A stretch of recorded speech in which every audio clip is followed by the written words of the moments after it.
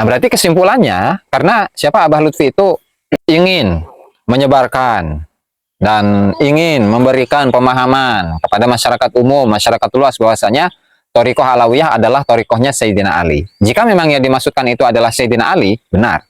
Tetapi kemuskilannya muncul ketika yang di antara tradisi yang biasa berlaku di kalangan Ba'alawi dengan tradisi yang biasa berlaku di kalangan Wali Songo itu sangat jauh berbeda, sehingga tidak bisa disimpulkan di situ bahwasanya Wali Songo itu adalah dari kalangan Ba'alawi.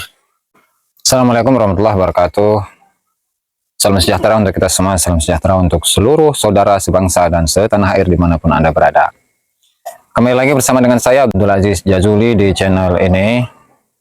Dan kali ini saya akan sedikit berkomentar tentang satu videonya Abah Lutfi, yang sebenarnya video itu sudah lama. Dan video tersebut itu menggunakan bahasa Arab. Dan nanti akan saya tayangkan di layar ya. Summa balaqna min talqin dzikr wa huwa tariqatul mahsus. Fa in kana man yaqulu innama tariqatul arabiyyah ma indahu laysa indahu bi'ah wa huwa al-kadzab man yaqulu hadhihi al-kalimah. Fa inna tariqatul arabiyyah lahu silsilatu dhahab fi talqin dzikr fi tariqatul ismuha tariqatul alawiyyah tariqatul khususiyyah. Labud an kulli alawiyyin lahu sanatun dhahabiyah wa kaifa la wa annahum ajdadukum wa in lam takun antum la tamassak bi hadhihi tariqah aina ma kuntum wa ila aina mafar wa huwa tariqatu silsilah wa kaifa li anna jama'atan min sadatil alawiyyin yamilu ila tariqatil ghair nahnu man naqulu syiah tariqatul ghair limadha bisabab minnana la yadkur at-tariqatul aba wa la yadkur min manaqibihim hatta yanahnu la yanalu min asrarihim wa la anwarihim illa muta'assibin lakin ma indahum ilmu muta'assibin wa la amal wa la syai' illa muta'assibin la yanfa' wa la syai' hadhihi al-musib indana wa min dhalik nahnu narju minkum intisharu fi hadhihi tariqah انتشار والنشر هذه الطريقة حتى أن العوام يعلمون بأن سادة العلويين وهو أول من دخل في الجوى الذي نشروا الإسلام في هذه البلاد وأمثالهم كثير لا يزال من تسعة وهو طريقتهم طريقة العلويين لأن طريقة العلويين جمع من الكلمة العالي ليس من كلمة العلوي حتى طريقة القادرية والشاذلية يدخلون إلى الإمام علي بن أبي طالب ومن ذلك بسبب نحن لم نذكر كثير من كتاب التواريخ المؤرخين كثير مثل الكتاب جواهر التدريس وفي الكتاب النفيس وكثير من العقود الألماس هذه طريقة علويين ومن ذلك نحن لا نعلمكم ما نعلمكم كثير بل نحن اعلم بهذه الطريقة حتى نحن نتفهم بهذه الطريقة الآباء. Assalamualaikum warahmatullahi wabarakatuh.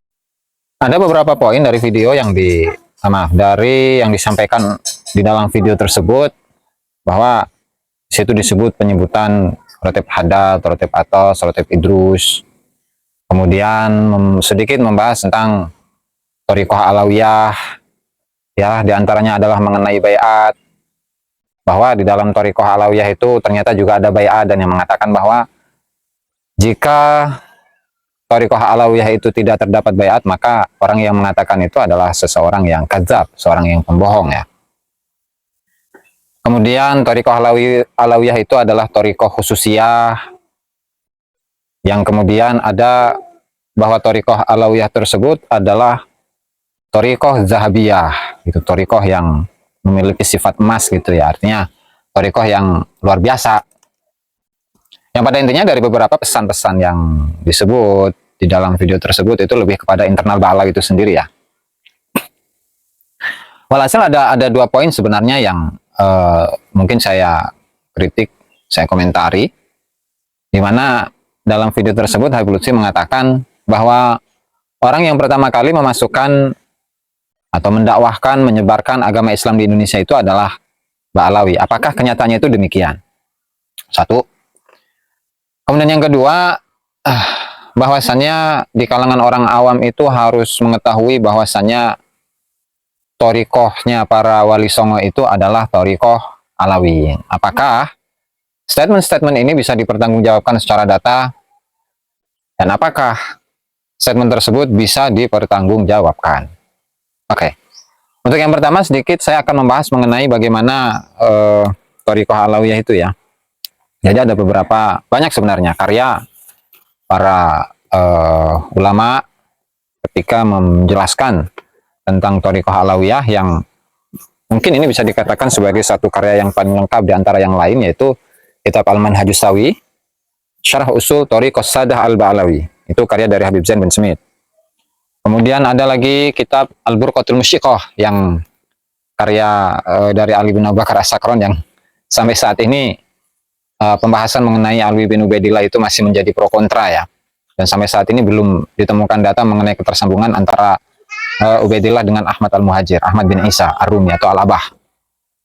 Kemudian juga disebutkan di dalam di dalam kitab yang lain, yaitu kitab Uqudul Almas, karya dari Alwi bin Thohir, yang dalam kitab ini Alwi bin Thohir itu menyebutkan manakib atau biografi dari Ahmad bin Hasan Al-Atas. Kemudian juga ada kitab Iqdul Yawaqit Al-Jawhariyah, merupakan karya dari Habib Idrus bin Umar Al-Habsyi, 1314 wafatnya. Dan ada lagi Masyra'ur Rawi, karya dari Muhammad bin Abu Bakar Asyili, yang dari kitab-kitab yang saya sebutkan tadi itu mayoritas membahas secara khusus tentang Thariqah Ba'alawi. Lalu apa sebenarnya Thariqah Ba'alawi itu? Nah, di sini para ulama menyebutkan beberapa pengertian atau definisi dari Thariqah Ba'alawi ya. Di antaranya kitab Al-Manhajus Sawi, di awal-awal kitabnya, di sana disebutkan bahwa Thariqah Ba'alawi itu adalah thariqah yang dinisbatkan kepada Alwi bin Ubaidillah. Alwi bin Ubaidillah bin Ahmad Al-Muhajir, ya, yaitu thariqahnya Ba'alawi gitu. Jadi bukan sebagaimana yang dikatakan oleh Habib Lutfi, bahwasanya thariqah Alawiyah itu adalah thariqahnya Sayyidina Ali. Bukan seperti itu. Karena di dalam kitab-kitab yang saya sebutkan tadi, di sana tidak sedikit pun membahas bahwasanya penisbatan Al-Alawiyah itu dinisbatkan kepada Sayyidina Ali bin Abi Thalib karramallahu wajhah. Nah, sehingga pernyataan dari Habib Lutfi bin Yahya itu, saya belum menemukan data bahwa penisbatan thariqah tersebut itu kepada Sayyidina Ali. Nah, ketika kita ini mengambil sebuah penafsiran bahwa thariqah Alawiyah itu penisbatannya adalah kepada Sayyidina Ali, maka seluruh thariqah yang ada itu bermuara dari Sayyidina Ali, yaitu dzikir la ilaha illallah, pentalkinan Rasulullah SAW kepada Sayyidina Ali. Dan otomatis membatasi thariqah itu dalam pembacaan dzikir la ilaha illallah, pentalkinan dzikir la ilaha illallah yang dikhususkan kepada thariqah Alawiyah itu adalah sebuah klaim yang tidak bisa dipertanggungjawabkan. Kenapa? Karena baik itu thariqah Qadiriyah, thariqah Naqsyabandiyah, kemudian thariqah Asyadiliyah, Syatariyah, ya, kemudian Al-Kubrawiyah dan lain sebagainya. Itu semuanya adalah dzikirnya la ilaha illallah. Di mana muaranya itu berasalkan dari sebuah hadisnya Sayyidina Ali karramallahu wajhah, yang pada suatu hari beliau meminta kepada Rasulullah SAW sebuah amalan, dan sebuah ibadah, yang ibadah tersebut itu lebih besar dari segala-galanya amal. Dan ternyata yang ditalkinkan oleh Rasulullah, yang diberikan oleh Rasulullah SAW itu adalah dzikir la ilaha illallah. Nah, itu satu. Sehingga membatasi pentalkinan dzikir, artinya thariqahnya Sayyidina Ali dengan thariqah Alawiyah itu tidak pada tempatnya. Atau dalam kitab-kitab referensi-referensi thariqah Alawiyah yang tadi saya sebutkan, itu semuanya mengacu kepada thariqahnya Ba'alawi, yaitu Bani Alawi, Alwi bin Ubaidillah, ke sana.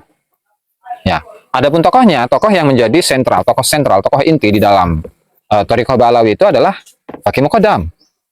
Itu kan bisa Anda buka di dalam kitab Al-Burqatul Musyiqah, ya, karya dari Ali bin Abu Bakar As-Sakron, halaman 49, bahwasanya Faqih Muqaddam yang namanya Muhammad bin Ali bin Muhammad Shahih Mirbad, ya. Berarti beliau ini adalah cucu dari Muhammad Shahih Mirbad yang kemarin sudah kita jelaskan bagaimana biografi beliau.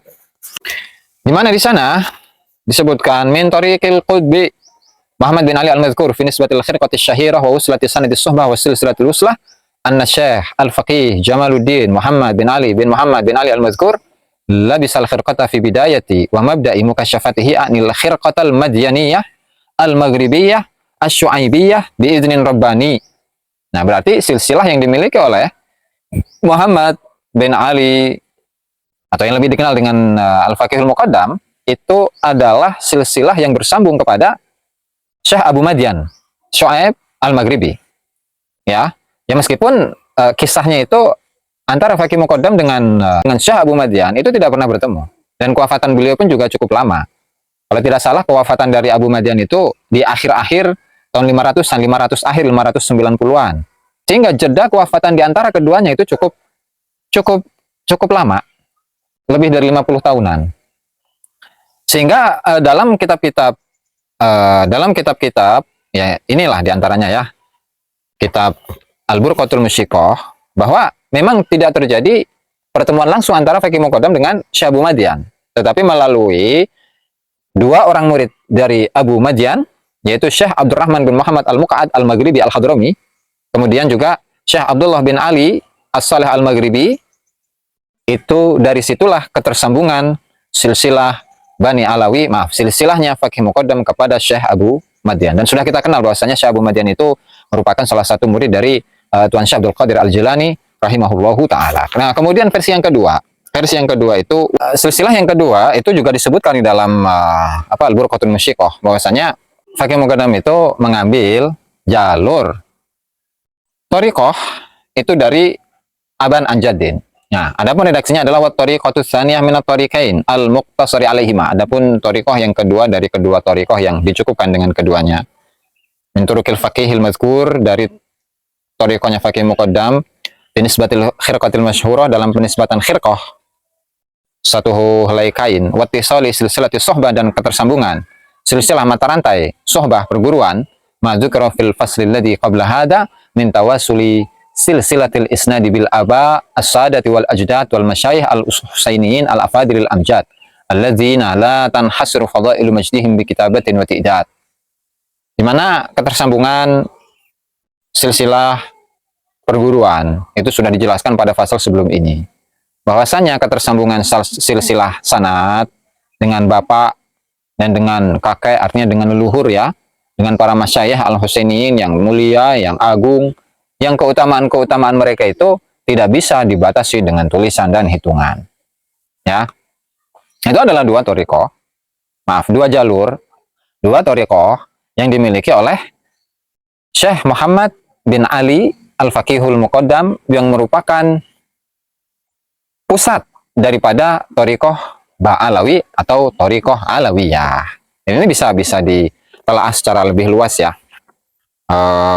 Dalam kitab-kitab yang saya sebutkan tadi, diceritakan di dalam kitab Al-Manhajus Sawi di halaman 32, di mana kanat thariqatul alawiyah fadlan an kauniha manhajan fit tarbiyati was suluk.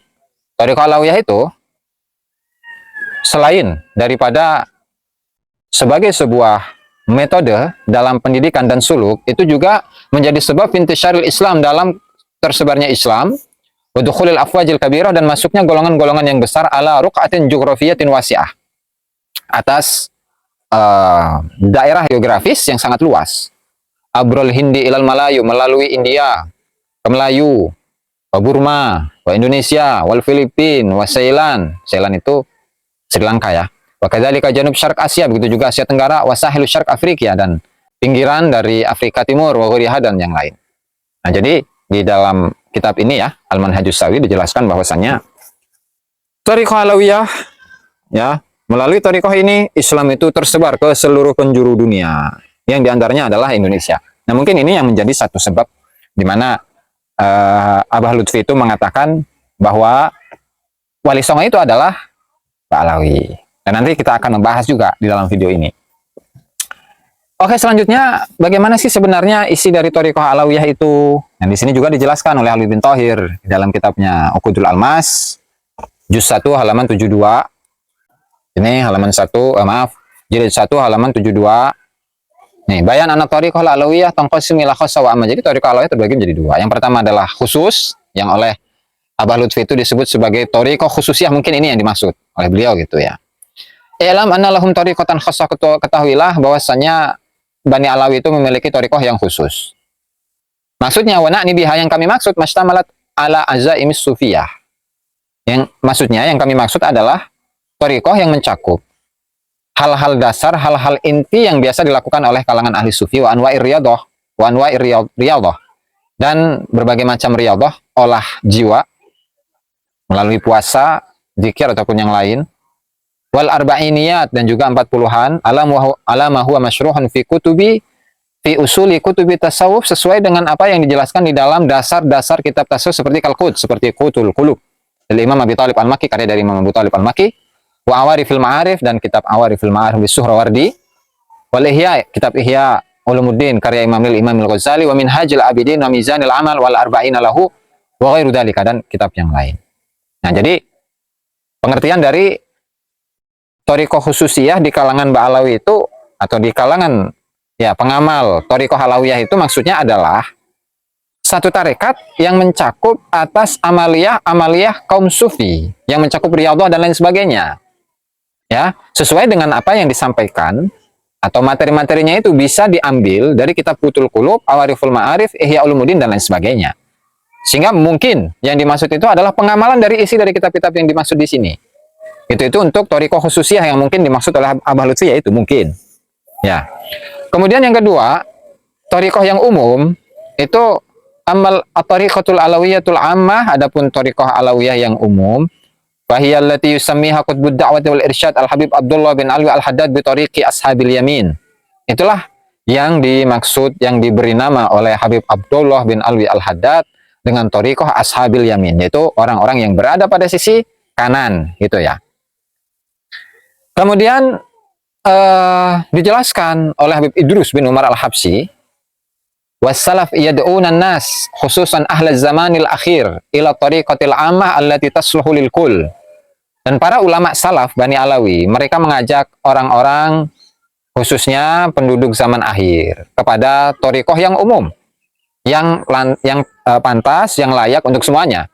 Wa hiya ausa'u minat tariqatil khassah, dan thariqah yang umum ini itu lebih luas daripada thariqah yang khusus, seperti yang di awal tadi.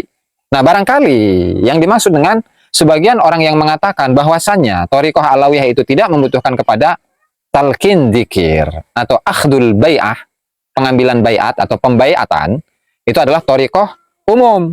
Nah, berarti inilah yang dikatakan oleh Abah Lutfi itu, bahwa yang mengatakan bahwa dalam thariqah alawiyah tidak membutuhkan talqin dzikir atau pembai'atan itu adalah seorang yang pembohong. Mungkin yang dimaksud adalah orang-orang yang menyatakan bahwasanya thariqah alawiyah itu tidak membutuhkan talqin, yaitu merupakan thariqah alawiyah yang umum, bukan yang khusus. Nah, itu sedikit ya mengenai thariqah alawiyah, dan mengenai penjelasan secara lengkap itu bisa ditelaah dari kitab-kitab yang saya sebutkan tadi, ya. Mulai dari Al-Manhajus Sawi, kemudian Uqudul Almas, kemudian Al-Ghurar, Ghurarul Baha'id Dawi, kemudian Al-Burqatul Musyiqah, Al-Masyra'ur Rawi, Iqdul Yawaqit wal Jawahir, dan lain sebagainya. Itu adalah sedikit mengenai thariqah alawiyah, ya. Nah, berarti kesimpulannya, karena siapa Abah Lutfi itu ingin menyebarkan dan ingin memberikan pemahaman kepada masyarakat umum, masyarakat luas, bahwasanya thariqah alawiyah adalah thariqahnya Sayyidina Ali. Jika memang yang dimaksudkan itu adalah Sayyidina Ali, benar. Tetapi kemuskilannya muncul ketika yang dimaksud dengan thariqah alawiyah itu adalah thariqatul aba'i wal ajdad. Di situ ada kemuskilan. Kenapa? Karena yang menyebutkan al-aba'u wal ajdad, leluhur-leluhur, itu hanyalah dari kalangan Ba'alawi. Dan juga ketika klaim tersebut atau statement tersebut menunjukkan bahwa thariqah alawiyah itu mencakup semua thariqah, maka itu juga muncul kemuskilan. Lantaran apa? Lantaran secara silsilah sanad, ya, Muhammad bin Ali Ba'alawi atau Faqih Muqaddam itu mengambilnya dari siapa? Dari Abu Madyan, ya kan? Dan Abu Madyan itu merupakan murid dari Tuan Syekh Abdul Qadir Al-Jilani, dari Syekh Abu Sa'id Al-Mukharrimi atau Al-Mahzumi, dan seterusnya kepada Rasulullah Shallallahu Alaihi Wasallam. Sehingga dan ini pun kemuskilannya adalah antara Faqih Muqaddam dengan Syekh Abu Madyan itu tidak pernah bertemu. Justru antara Syekh Abu Madyan dengan Faqih Muqaddam itu ada dua perantara. Dan juga tadi dari sisi tahun, ya, tahun kewafatan Abu Madyan dengan tahun kewafatan Faqih Muqaddam itu pun juga jauh, lebih dari 50 tahun, sehingga pertemuan di antara keduanya itu jauh dan memang tidak pernah bertemu. Nah, kemudian yang kedua, apa sih yang dimaksud dengan apa intisar hatta ya'lam an-nas anna awwala man nashara al-Islam fi Jawa min at-tariqatil alawiyah. Kurang lebih begitulah redaksinya ya. Itu artinya Abah Lutfi memberikan masukan kepada saudara-saudaranya bahwa apa? Upaya untuk menyebarkan thariqah alawiyah itu harus masif. Sampai masyarakat itu tahu bahwasanya thariqah alawiyah lah yang berjasa dalam penyebaran Islam di Indonesia. Dan diantaranya adalah Wali Songo. Bahwa Wali Songo itu adalah para pengamal thariqah alawiyah. Ya padahal tidak bisa seperti itu. Tidak bisa seperti itu lantaran tidak didukung dengan data. Oke, sebelum ke Wali Songo, kita mengambil sebuah sampel yang menjadi klaim bahwa nama ini adalah nama leluhur dari Wali Songo yang namanya adalah Abdul Malik, Syekh Abdul Malik. Syekh Abdul Malik ini, ya itu disebutkan, saya menemukannya di 3 kitab ya. Di dalam kitab Burqatul Musyikoh, di dalam kitab Al-Ghuror, dan di dalam kitab Al-Masy'ur-Rawi. Hanya saja di dalam kitab Al-Masy'ur-Rawi, di situ hanya menyebutkan nama saja. Ketika menyebutkan biografi dari Alwi Amul Faqih bin Muhammad Shahib Mirbad, bahwa Alwi itu memiliki beberapa anak yang diantaranya adalah Abdul Malik. Adapun keterangan mengenai manakib Abdul Malik bin Alwi itu tidak disebutkan di dalam kitab Al-Masy'ur-Rawi. Nah, untuk di dalam kitab Al-Burqatul Musyikoh yang hitungannya itu lebih tua ya, atau paling tua lah yang saya temukan dari kitab-kitabnya Ba'alawi, karena penulisnya itu Ali Abu Bakar As-Sakran wafat pada tahun 895. Di sana disebutkan ya di halaman 138. Dan sebenarnya ini sudah pernah saya kontenkan ini sebenarnya. Cuman nggak apa-apa untuk diulangi. Oke. Syekhu Al-Kamilu Al-Alimu Al-Amilu Abdul Malik bin Alwi. Itu Abdul Malik bin Alwi bin Muhammad Shahib Mirbad. Jadi cucu dari Shahib Mirbad atau sepupu dengan Faqih Muqaddam. Ya. Sepupu dari Faqih Muqaddam. Wa yurwa, diriwayatkan, ini menggunakan siqat tamrid. Diriwayatkan Anna li Abdul Malik dzurriyyatan bi biladil Hind. Bahwasanya Abdul Malik itu memiliki keturunan di daerah-daerah India. Oleh akhlaqan radiyah, yang memiliki akhlak-akhlak yang diridhoi. Wasiyarin mardiyah, dan memiliki kisah-kisah yang diridhoi. Nah, hanya itu saja informasi yang disampaikan oleh Ali bin Abu Bakar As-Sakran. Oke, kalau kita hitung kewafatannya, katakanlah dia itu satu zaman, suatu masa dengan Faqih Muqaddam yang wafat pada tahun 652 Hijriah, atau katakanlah pertengahan dari abad ke-7 Hijriah. Pertengahan dari abad ke-7 Hijriah sampai pada abad ke-9 Hijriah, berarti ada waktu kurang lebih 250 tahun. Artinya dalam waktu 250 tahun, itu tidak ada sedikit pun informasi mengenai siapakah Abdul Malik dan siapakah anak-anaknya, sama sekali tidak disebutkan. Hal yang serupa itu juga disampaikan oleh Muhammad bin Ali Khirid dalam kitabnya Al-Ghuror. Di sini disebutkan di 2 tempat. Yang pertama halaman 178, di mana ketika menyebutkan Abdul Malik bin Alwi bin Muhammad Shahib Mirbad, di situ disebutkan lahu dzurriyyatun bi biladil Hind, dia memiliki keturunan di daerah-daerah India, yuqalu innaha Barwaj, yang katanya ada di daerah yang namanya Barwaj, bi iskanir ra bar wa fathil waw wal jim al mu'jamah, Barwaj kan. Zu akhlaqin radiyah, memiliki akhlak yang baik, wasiratin hamidah, perjalanan yang terpuji, mardiyah, diridhoi. Kemudian menurut Muhammad bin Alwi Khirid yang meninggal pada tahun 960. Nah, berarti di sini 3 abad setelah kewafatan dari Abdul Malik itu, beliau mengatakan lam akif lahu ala tarikh. Saya tidak memiliki sedikit pun sejarah. Saya tidak mengetahui sedikit pun tentang sejarahnya Abdul Malik. Hanya saja karena sunniyan, syarifan sunniyan, husainiyan, syafi'iyan. Beliau adalah seorang syarif yang ahlu sunnah wal jamaah dan bermadhabkan Imam Syafi'i radhiyallahu taala anhu ajma'in. Nah, sehingga dari 2 data ini saja, artinya 300 setelah kepergian Abdul Malik bin Alwi ke India, ulama-ulama Hadramut sama sekali tidak mengetahui informasi secara detail tahun berapakah wafat dari Abdul Malik, kemudian anak-anaknya siapa saja, kemudian keturunannya itu siapa saja, tidak diketahui. Lalu kemudian, ya, abad ke-14 Hijriah baru ada klaim di situ bahwasanya Wali Songo itu adalah keturunan dari Abdul Malik bin Alwi Amul-Faqih. Sementara data tidak bisa dipertanggungjawabkan. Ya, kenapa seperti itu? Ya lantaran siapa Kiai Haji Agus Sunyoto di dalam bukunya nih, Atlas Wali Songo, dan beliau itu meneliti secara masif manuskrip-manuskrip yang beliau dapatkan, yang beliau telusuri di beberapa negara, baik itu di Indonesia, baik itu di Malaysia, baik itu di Belanda, di Inggris, di Amerika, dan seterusnya. Beliau teliti semua itu. Ya. Bahkan apa? Bahkan di halaman ini 222 ketika membahas tentang Sunan Bonang, ya. Jadi Sunan Bonang itu merupakan putra dari Sunan Ampel. Sunan Bonang yang merupakan putra dari Sunan Ampel, ya.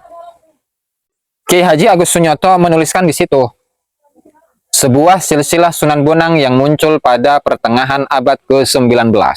Pertengahan abad ke-19 yaitu tahun 1850-an.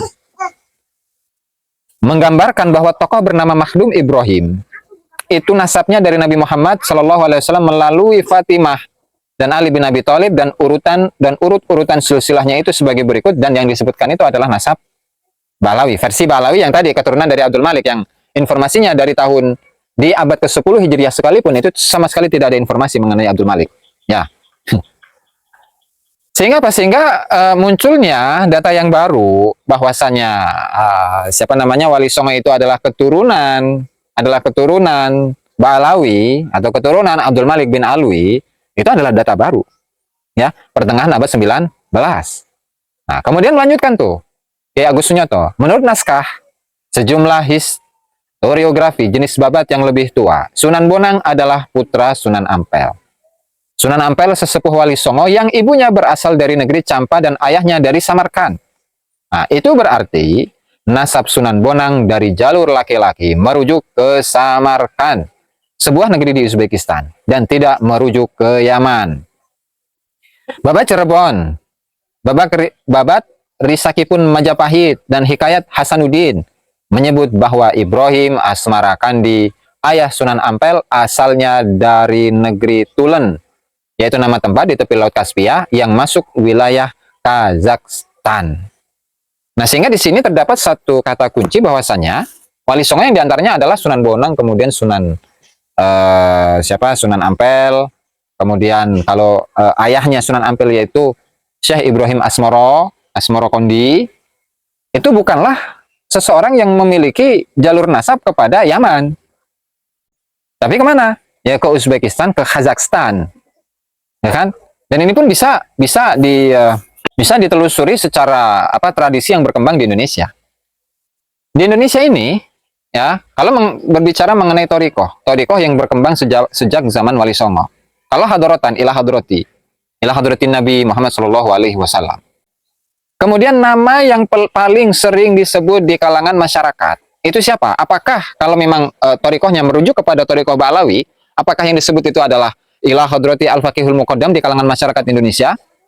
Atau yang lebih populer di kalangan Indonesia itu adalah hadratannya adalah kepada Syekh Abdul Qadir Al-Jilani? Tentu kita semua tahu bahwasanya yang lebih dominan, yang lebih populer di masyarakat, yang lebih tersebar di masyarakat itu adalah torikoh Tuan Syekh Abdul Qadir Al-Jilani. Bahkan dalam hadratannya itu sering menyebutkan Tuan Syekh Abdul Qadir Al-Jilani. Nah, sehingga untuk penyebaran torikoh Qadiriyah di Indonesia dari dulu, kurang lebih torikohnya itu bukanlah torikoh Alawiyah, tetapi torikohnya adalah torikoh Qadiriyah yang biasa diamalkan oleh Wali Songo. Nah, kemudian ketika kita melihat sosok dari Syekh Jumadil Kubro, ya, atau cucunya, misalkan Syarif Hidayatullah Sunan Gunung Jati Cirebon, kenapa di situ untuk Syekh Jumadil Kubro, Syekh Jamaluddin Hussein, atau yang lebih akrab dipanggil dengan Syekh Jumadil Kubro, itu menggunakan sematan Al-Kubro, yang lantaran oleh sebagian ulama menyatakan bahwasanya Al-Kubro ini merupakan ringkasan dari torikoh yang beliau anut, yaitu apa? Torikohnya Syekh Najmuddin Al-Kubro, atau yang di kalangan ahli torikoh ini dikenal dengan torikoh Al-Kubrowiyah. Begitu. Begitu juga dari Babat Cirebon, itu juga menyebutkan bahwasanya torikohnya Syarif Hidayatullah itu adalah torikoh Al-Kubrawiyah. Ada pun benar tidaknya ya wallahu a'lam. Walhasil itu adalah yang tertulis di Babat Cirebon. Ya, itu mengenai torikoh yang tersebar di kalangan masyarakat Jawa, masyarakat Indonesia. Oke. Nah, kemudian mengenai tradisi-tradisi yang berkembang di kalangan orang Indonesia ya. Misalnya seperti kebiasaan peringatan kematian 3 hari, 7 hari, 30 hari, 40 hari, kemudian 1000 hari. Ya. Itu dari mana? Nah, disebutkan oleh Kiai Haji Agus Sunyoto bahwa tradisi itu berasal usul dari negara Persia. Negara Persia itu ya berarti negara Iran atau negara-negara yang berdekatan dengan Iran. Itu ya. Kemudian di situ ada di kalangan masyarakat Indonesia itu ada yang namanya bubur suro. Artinya setiap memasuki bulan Muharram, ya Muharram itu masyarakat biasa membuat bubur yang untuk merayakan tahun baru, ya khususnya di Asyura gitu ya. Bahkan penyebutan untuk bulan sendiri itu Asyura, itu Suro. Itu kalau di Indonesia. Kemudian ketika menyebutkan harokat, dhammah, kasroh, dan fathah. Nah, di mana di sana di Indonesia atau di sebagian wilayah Indonesia, ketika menyebutkan harokat fathah itu bukan fathah tapi apa? Jabar. Kalau kasroh itu menyebutnya dengan jer. Kalau dhammah itu dengan pes. Kemudian tradisi juga di kalangan masyarakat Indonesia memilah-milih, misalkan ketika menikah itu hari apa, ya hari yang terbaik. Ketika namanya Anu maka hari yang terbaik adalah hari Anu. Nah itu pun juga sama. Itu semua adalah tradisi-tradisi yang berasal dari Persia. Jadi bukan dari Yaman. Itu ya. Kemudian ada tradisi apa nyadran itu ya, yaitu ungkapan dari rasa syukur ketika masyarakat itu setelah panen, ya baik panen dari sawah atau ladang atau panen bagi kalangan para nelayan. Itu ada yang diistilahkan dengan apa? Dengan nyadran. Nah, itu pun juga nggak ada di kalangan ulama-ulama Hadramaut atau ulama-ulama Yaman. Nah, sehingga hal ini ya itu merupakan bukti-bukti yang real, yang nyata di kalangan masyarakat Indonesia bahwa ajaran thariqah ataupun kebiasaan yang dibawa oleh Wali Songo itu sangat berbeda dengan tradisi-tradisi yang biasa berlaku di kalangan Ba'alawi. Contohnya apa? Contohnya dalam masalah kafaah saja. Kalau Ba'alawi itu memiliki sebuah tradisi bahwa mereka itu tidak akan menikahkan putrinya kecuali pada keluarganya sendiri. Nah, berbeda dengan Wali Songo. Misal seperti Sunan Ampel. Sunan Ampel memiliki seorang putri yang kemudian dinikahkan kepada Raden Patah. Ya, dan seterusnya. Ya artinya, antara tradisi yang biasa berlaku di kalangan Ba'alawi dengan tradisi yang biasa berlaku di kalangan Wali Songo itu sangat jauh berbeda. Sehingga tidak bisa disimpulkan di situ bahwasanya Wali Songo itu adalah dari kalangan Ba'alawi. Gitu ya. Sehingga sangat aneh. Sangat aneh jika muncul sebuah statement, terutama dari salah seorang tokoh besar gitu. Ya, meskipun hal ini sudah lama disampaikan oleh Abah Lutfi, yaitu kurang lebih 10 tahun yang lalu, sekitar tahun 2013 ya, bahwa thariqah alawiyah itu harus disebarkan di masyarakat. Ya padahal masyarakat sudah memiliki thariqah dengan sendirinya, sudah memiliki tradisi sendiri, sudah memiliki amalan sendiri. Lalu kemudian kenapa, apa tujuannya ya thariqah Ba'alawi ini kemudian disebar-sebarkan ke masyarakat? Apa tujuannya? Dan tentu ini kita sangat memerlukan jawaban dari statement-statement tersebut. Itu apakah masyarakat itu ingin diba'alawikan semua? Ya, kemudian muncul kuburan-kuburan yang kemudian nama-nama dari kuburan tersebut berubah menjadi bin Yahya, menjadi Ba'bud dan lain sebagainya. Apakah itu yang diinginkan? Ya, kita patut curiga sehingga kita membutuhkan jawaban dari beliau mengenai statement yang beliau sampaikan di sini. Nah, walhasil dari video yang panjang ini ya. Dari video yang panjang ini, bahwasanya mungkin beliau itu hanya berstatement di hadapan keluarganya ya. Kemudian ketika menjelaskan mengenai thariqah alawiyah itu ya bagi kalangan keluarganya sendiri. Namun hal yang menurut saya banyak tanda tanya, itu kenapa thariqah ini harus disebar-sebarkan di kalangan masyarakat luas? Ada apa ini? Ada apa? Itu. Kemudian juga di situ terdapat penjelasan bahwasannya thariqah alawiyah itu memang ada talqin seperti thariqah yang lain, memang seperti itu, dan itulah yang saya temukan juga di dalam kitab-kitab yang saya miliki ya, atau referensi-referensi yang bisa saya jangkau. Ya. Kemudian tadi mengenai thariqahnya Wali Songo itu adalah thariqah Ba'alawi, saya rasa tidak. Dengan apa? Dengan bukti-bukti yang berdasarkan dari amaliyah yang biasa dilakukan oleh masyarakat luas. Kemudian dilihat dari apa hadorot, kebiasaan-kebiasaan, bahwa di situ sangat bertolak belakang dengan tradisi-tradisi yang biasa berlaku di kalangan Ba'alawi. Ya. Kemudian dari sisi pencatatan, Abdul Malik yang diklaim oleh Ba'alawi sebagai leluhur Wali Songo itu pun datanya tidak ada. Tidak ditemukan. Mulai dari 250 tahun setelah masanya Abdul Malik, itu mereka, misal Ali bin Abu Bakar As-Sakran, tidak mengetahui sedikit pun informasi mengenai Abdul Malik. Ya. Kemudian dari Muhammad bin Ali Khirit, itu pun sama, itu pun tidak mendapatkan data sedikit pun mengenai Abdul Malik dan keturunan-keturunannya. Nah, di sisi lain memang dari Duriyah Wali Songo itu menyimpan data-data manuskrip, di mana di dalam manuskrip-manuskrip tersebut terdapat penyebutan nasab Wali Songo secara lengkap. Dan jelas di sana bahwasanya sebagian versi manuskrip itu tidak menyebutkan versi nasab Wali Songo dari Ba'alawi. Akan tetapi versi dari Wali Songo itu adalah sebagiannya kepada Musa Al-Kadim dan sebagiannya kepada Tuan Syekh Abdul Qadir Al-Jilani. Adapun manuskrip yang menyatakan bahwasanya Wali Songo itu bernasabkan kepada Abdul Malik atau Ba'alawi, nah itu manuskripnya perlu diteliti. Ya, barangkali ini saja yang bisa saya sampaikan dalam video ini. Mudah-mudahan menjadi sebuah pencerahan ya bagi kita semua, dan mudah-mudahan hal ini menjadi sebuah pelajaran bagi kita semua agar kita lebih hati-hati dalam menerima faham, dalam menerima pemahaman, dalam menerima sebuah pengetahuan ya, atau dalam menerima ceramah. Lantaran apa? Kita harus hati-hati dari sebuah doktrin yang tujuannya adalah kita menjadi orang yang memiliki pemahaman sama dengan mereka. Gitu, dan itu tentu adalah satu hal yang sangat mengecewakan dan sangat berbahaya menurut saya. Lantaran masing-masing dari manusia itu memiliki kemerdekaannya, dan tidak perlu kita ini dengan doktrin-doktrin yang seperti itu, apalagi doktrin-doktrinnya itu bertentangan dengan tradisi yang biasa berlaku di Indonesia.